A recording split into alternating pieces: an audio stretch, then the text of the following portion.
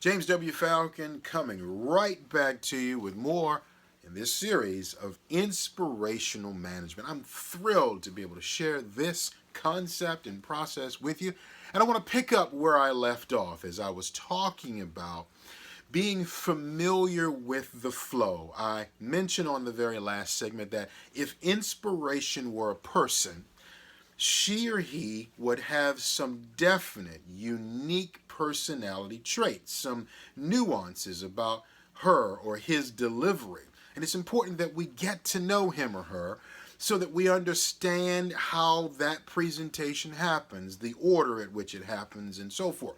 We also will develop an incredible amount of confidence when we understand that. We become familiar with that process. And then, at different points in time, he or she will strike us with something totally out of the box, something totally unconventional and unordinary as per the previous set of standards.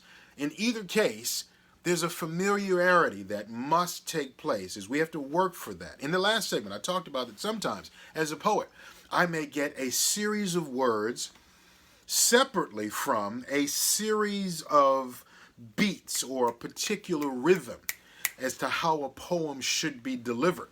And then how the voice of that particular poem needs to happen. How is my inflection is a piece I didn't even mention in the very last segment. And that's important. So sometimes I'll get each of these segments separately. And then other times I'm blessed to get them all together. If I get them separately, I have to pursue. I have to do my due diligence to make sure I'm getting those remaining pieces, because at the end I need an entire poem, and at the end I have to have a poem and assign a voice to it, because that's just the nature and the flavor of my particular artistry. But the other thing I wanted to share with you is just how in depth this process goes. And that's the fact that, let's just take a look at this video series itself. This was an idea that I was inspired to create and come up with several years ago. I've been in situations where folks have wanted me to present this. They've been hungry for this. And what's been a blessing is that I got the idea for this first. And then I got the idea specifically, the outline, if you will. How is this going to be broken down?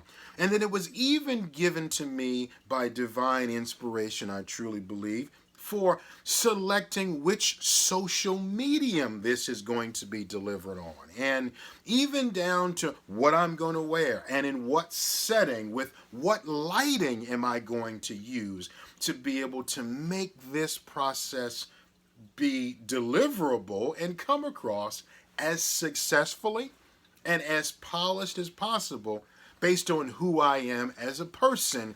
My inspiration as a person had certain personality traits, and it knew that I, this vessel, needed to be able to deliver this, or wanted to deliver this in this particular fashion. I tell you, this whole process of mapping and the definition portion and understanding inspiration as a person with personality traits. And I'm going to talk to you in the next segments about things like timing and tools. I mean, this is powerful stuff. But most importantly, it's what I want to encourage you with in whatever your journey requires. Are you an artist? Are you a business person? Are you a religious leader? Are you a teacher? Are you an inventor? Are you a driver? Are you a cook? Whatever you are, you, my friend, you it is that I want to encourage about this process of understanding inspiration, then managing the process so that you can make that great idea, that divine download, something that will catapult you and the people around you into greatness. James W. Falcon here with yet another segment in my video series, Inspiration Management. Hang in there. Join me. Stay tuned for more. Take care.